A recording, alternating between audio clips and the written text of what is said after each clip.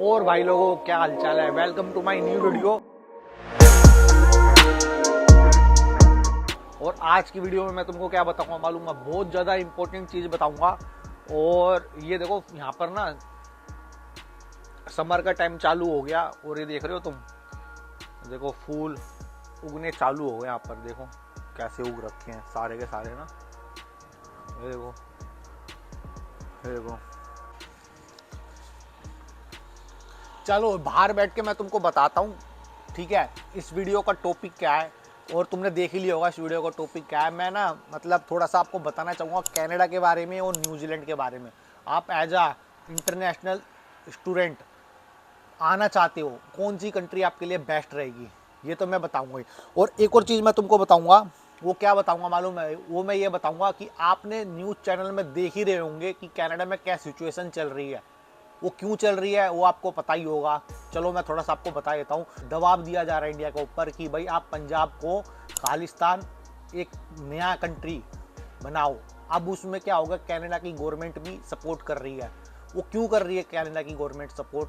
उन खालिस्तानियों का जो सिख है, सिख कम्युनिटी है, जो कनाडा में सिख कम्युनिटी है के लोग हैं, तो उनकी पॉपुलेशन बहुत ज़्यादा है, ठीक है। वो मेरे हिसाब से तो 10 लाख से ज़्यादा वहाँ पर पंजाबी सिख लोग रहते हैं और टोटल इंडियन की पॉपुलेशन वहाँ पर 16 लाख है, ठीक है। अब उससे क्या है, क्या वहाँ की जो कनाडा की गवर्नमेंट है उनको एक सपोर्ट मिलेगा किस चीज़ का, अपनी गवर्नमेंट बनाने का वहाँ पर, क्योंकि जो पार्लियामेंट में सीटें हैं उसमें से 24% जो सीट है वो न्यू कम्युनिटी के पास है।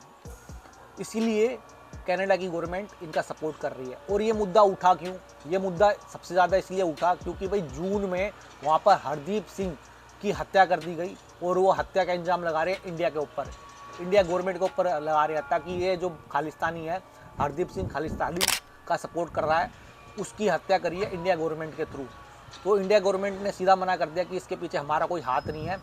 तो वहाँ की अब जो सिचुएशन ना बहुत ज़्यादा क्रिटिकल हो चुकी है। वो सिचुएशन कैसे क्रिटिकल हो चुकी है, वहाँ की जो सिटीजन रहते हैं, वहाँ पर जो इंडियन सिटीजन रहते हैं, वो अब थोड़ा सा टेंशन है। अब टेंशन कैसे है, वहाँ पर न्यू स्टूडेंट वहाँ पर पढ़ने जाएंगे, उनको भी टेंशन है कि भाई हमारा फ्यूचर क्या होगा क्या नहीं होगा, हम यहाँ पर क्यों जाए कनाडा में।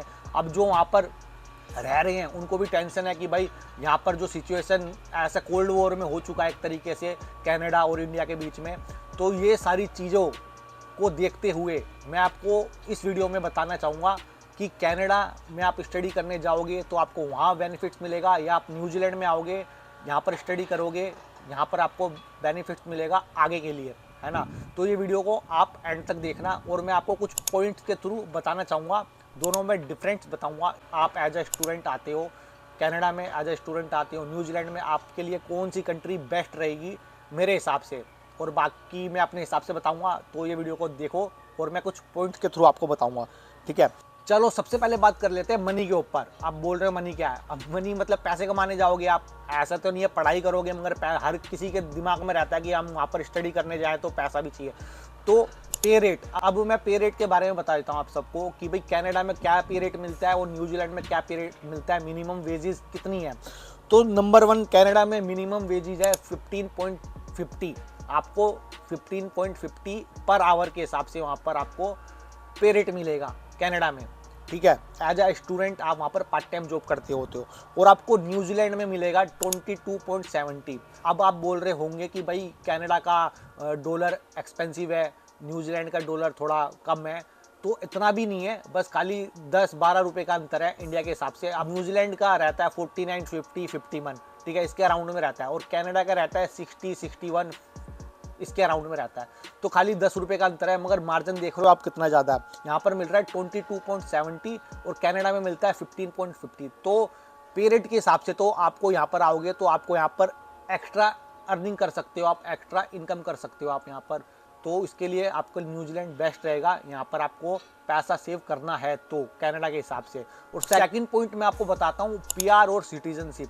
अब देखो न्यूजीलैंड में आपको पीआर, यहाँ पर आपको पता ही होगा, पीआर यहाँ पर 2 साल पहले कोविड आया था तो पीआर लोगों को यहाँ पर बांटा था।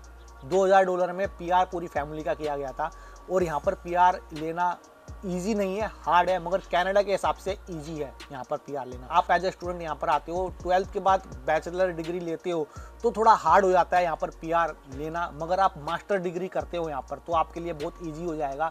और मान लो आप एज आ डॉक्टर, एज आ इंजीनियर यहाँ पर कर रहे हो तो आपके लिए पीआर बहुत ज़्यादा इजी हो जाएगा, आपको मिल जाएगा पीआर यहाँ पर इजीली मिल जाएगा। ऐसे नहीं कि बहुत इजीली मिल जाएगा, बहुत हार्ड है, मगर कनाडा के हिसाब से थोड़ा इजी है। और ऐसा नहीं है कि कनाडा के हिसाब से भी इजी है, कनाडा में भी थोड़ा पीआर का सिचुएशन थोड़ा सही है, वहाँ पर दे देते हैं, मगर न्यूजीलैंड में भी दे देते हैं। इन दोनों इस पॉइंट को मैं दोनों तरफ मानूंगा, वहाँ भी सही है और यहाँ भी सही है। अब थर्ड पॉइंट के ऊपर बातें कर लेते हैं, वो है फीस और जीआईसी। एज ए स्टूडेंट सबसे ज़्यादा इंपॉर्टेंट पॉइंट यही है कि भाई फीस कितनी होगी। यहाँ पर जो यूनिवर्सिटी है उसकी फ़ीस सस्ती है, या कनाडा में आप पढ़ाई करने जाते हो वहाँ पर सस्ती है। अब मैं आपको बताता हूँ, दोनों जगह ही सेम है फीस, मगर कनाडा में आपको, जब आप कनाडा में स्टडी करने जाते हो तो आपको वहाँ की गवर्नमेंट को $10,000 एज अ एडवांस देना पड़ता है। वो क्यों देना पड़ता है? कनाडा गवर्नमेंट बोलती है आप यहाँ पर आ रहे हो, 1 मंथ 2 मंथ आप यहाँ पर रहोगे, आपकी कॉस्ट ऑफ लिविंग और यहाँ का क्या बोलते हैं उसको, रूम रेंट वगैरह, उसके लिए वो पहले से $10,000 रख लेते हैं कि उस सामने वाले बंदों को प्रॉब्लम ना आए और गवर्नमेंट उसका सपोर्ट करे। मगर सपोर्ट कैसे कर रही है? वो आपके ही फीस से आपको ही रहने दे रही है, रखने दे रही है, आपको भी प्रॉब्लम ना आए तो वो आपको मनी देगी। मगर उसके लिए क्या करना पड़ेगा? आपको पहले ही बैंक में डिपॉजिट करवाना पड़ेगा, कनाडियन बैंक में डिपॉजिट करवाने पड़ेंगे अपने पैसे। वो होगा मिनिमम $10,000 आपको डिपॉजिट करवाने पड़ेंगे। उसके बाद ही वहाँ पर आप स्टडी के अलग से तो देने ही पड़ेंगे, यूनिवर्सिटी को तो फीस देनी पड़ेगी।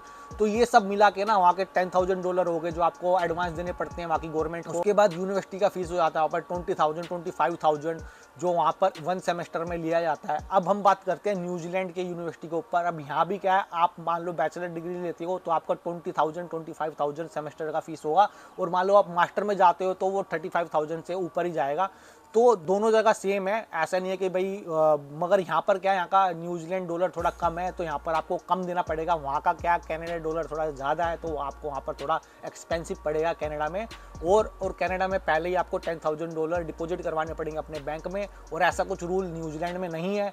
तो आप न्यूजीलैंड में आओगे एज ए स्टडी करने के लिए तो ये बेस्ट रहेगा आपके लिए भी और आपके आने वाले टाइम के लिए भी। चलो अब नेक्स्ट पॉइंट के ऊपर बात कर लेते हैं, वो है ट्रैवल। अब आप बोल रहे होंगे ट्रैवल कौन सा? ट्रैवल की मैं बात कर रहा हूँ, मान लो आप न्यूजीलैंड में आते हो, ठीक है, आप न्यूजीलैंड में आते हो, यहाँ पर आओगे, अब आप पूरे साल रह रहे हो, 1 साल 2 साल, मगर क्या होता है कभी के बीच में हमारा मन करता है दूसरी कंट्री घूमने का, जाने का, और थोड़ा छुट्टी मिलती है, वेकेशन टाइम मिलती है, थोड़ा एंजॉय करने का, तो हम सोचते हैं चलो भाई दूसरी कंट्री चलते हैं, है ना। तो ऐसा होता है सबके मन में।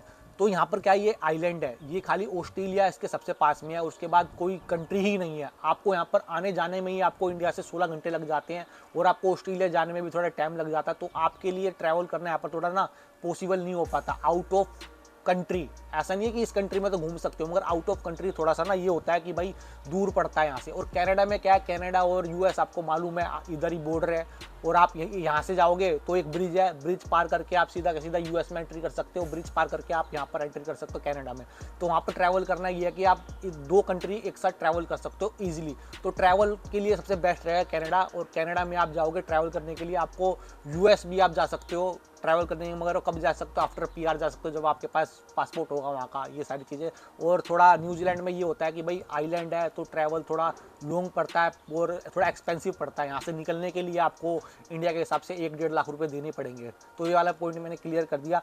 अब नेक्स्ट बातें कर लेते हैं कार बोरो की, ठीक है। अब आप सोच रहे हो कि भाई कार तो हम वहाँ पे ही खरीद सकते हैं कनाडा में, न्यूजीलैंड में, ये कौन से टॉपिक, मतलब मैं थोड़ा क्लियर कर देता हूँ।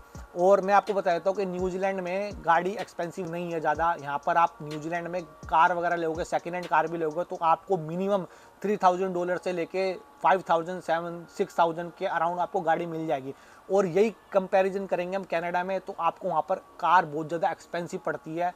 तो आपको वहाँ पर कनाडा के हिसाब से $4,000 $5,000 की मिनिमम आपको कार मिलेगी, सेकेंड हैंड कार। और यहाँ पर आपको $3,000 की भी कार मिल जाएगी, और दोनों की करेंसी रेट बहुत ज़्यादा अलग है, तो वहाँ पर थोड़ा कॉस्टली पड़ेगा। और यहाँ पर आपको गाड़ी वगैरह ईजिली मिल जाती है, वहाँ पर थोड़ा प्रोसेस है, थोड़ा हाई प्रोसेस है वहाँ पर कार लेने का।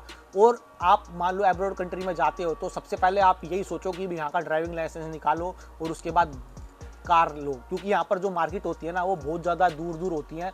और जो जहाँ भी आपका घर रहेगा, रूम रहेगा, आपको मान लो मिल्क लेने जाना है, आपको मान लो ब्रेकफास्ट का सामान लेने जाना है, कोई भी ग्रोसरीज लेने जानी है, तो आपकी मार्केट यहाँ पर दूर रहेगी। यहाँ पर सुपर मार्केट वगैरह होती है, बड़ी बड़ी मार्केट होती है, छोटी मार्केट यहाँ पर होती नहीं है। जैसे कि गली गूचे में कोई दुकान होती है हमारी, वहाँ से हम दूध वगैरह लिया है, बिस्कुट वगैरह लिया है, अपनी गली से बाहर निकले, ऐसा कुछ नहीं है। यहाँ पर ना सुपर मार्केट होगी, आपको वहाँ जाना पड़ेगा।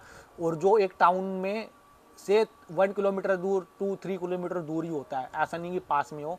तो कार कनाडा में एक्सपेंसिव है न्यूजीलैंड के हिसाब से, तो न्यूजीलैंड में कार वगैरह थोड़ा मतलब चीप रेट में मिल जाती है। नेक्स्ट पॉइंट मैं आपको बता देता हूँ रेंट।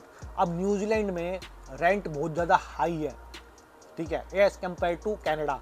कनाडा में रूम रेंट बहुत ज़्यादा सस्ता है न्यूजीलैंड के हिसाब से। कैसे सस्ता है, आप कनाडा में हो और मान लो आप सिटी से आउटर सिटी टाउन में रूम लेते हो तो आपको थोड़ा चीप मिल जाता है। न्यूजीलैंड में आप टाउन सिटी से थोड़ा दूर लेते हो तो रेट इतने चेंज नहीं होते। मान लो आपको सिटी में $200 पर वीक मिल रहा है, तो यहाँ पर आपको 180 मिलेगा, खाली $20 ही आपको होगा। मगर कनाडा में ऐसा नहीं है। कनाडा में आप सिटी से थोड़ा सा आउटर सिटी में लेते हो तो बहुत ज़्यादा डिफरेंस हो जाता है आपका रूम रेंट का। एक और पॉइंट है रेंट को लेके, आप कनाडा में रेंट देते हो मंथली पेमेंट में कनाडा में रेंट दिया जाता है, और न्यूजीलैंड में वीकली पेमेंट दिया जाता है। मान लो आप यहाँ पर वीकली अर्निंग होती है तो आपको वीकली ही पेमेंट देनी पड़ेगी अपना रूम रेंट का, तो ये थोड़ा एक्सपेंसिव पड़ जाता है। अब मान लो आपको $200 देनी है एक वीक में, तो आपको मंथ में कितने हो गए $800। और यही आपको कनाडा में सीधा आपको मंथली पेमेंट होगा, जो $800 से थोड़ा कम होगा, $500 होगा, $600 होगा, इतना होगा, है ना। तो as a compare to rent वो कनाडा में सही है, रेंट वगैरह का इतना एक्सपेंसिव नहीं है वहाँ पर एज न्यूजीलैंड के हिसाब से। मगर ऐसा नहीं है कि यहाँ की आपके पे रेट और करेंसी के हिसाब से यहाँ भी सही है। कनाडा के पे रेट और करेंसी के हिसाब से वहाँ पर एक्सपेंसिव पड़ता है रूम रेंट, मगर यहाँ की करेंसी के हिसाब से आपको एक्सपेंसिव नहीं पड़ेगा रूम रेंट न्यूजीलैंड में। बहुत ज़्यादा डिफरेंस हो जाता है करेंसी का इस चक्कर में। सारे पॉइंट मैं आपको इसलिए बता रहा था कि आपको थोड़ा सा ना मतलब थोड़ी सी नॉलेज हो जाए, थोड़ा सा पता चल जाए कि आपको कौन सी कंट्री में जाना बेस्ट रहेगा एज ए स्टूडेंट, कौन सी कंट्री में जाना बेस्ट नहीं रहेगा। और आपको ये वाली वीडियो अच्छी लग रही है तो वाली वीडियो शेयर करना और लोगों तक पहुंचाना। और जिनको यहाँ के बारे में नहीं मालूम, कनाडा के मतलब कनाडा के बारे में या न्यूजीलैंड के बारे में, तो उनको थोड़ी सी हेल्प होगी कि भाई हमें कहाँ पर स्टडी करना बेटर रहेगा, कहाँ पर स्टडी करना बेटर नहीं रहेगा। मैंने जो इस वीडियो में पॉइंट बताए हैं वो मेरे हिसाब से मैंने अपने हिसाब से आपको बताया है। तो आपको अच्छी लगती है वीडियो तो लाइक कर देना, कमेंट कर देना और सब्सक्राइब ज़रूर कर देना, और ऐसे ही मेरे चैनल में बने रहना। और आपको कोई डाउट है तो आप कमेंट में मेरे को कमेंट कर सकते हो और मैं आपका डाउट क्लियर करूंगा रिप्लाई करके, है ना। और इससे पहले वाली वीडियो आपने नहीं देखी तो आप वाली वीडियो देख सकते हो, ये रही। चलो मिलते हैं उस वीडियो में, जब तक के लिए बाय बाय, टेक केयर, जय श्री राम।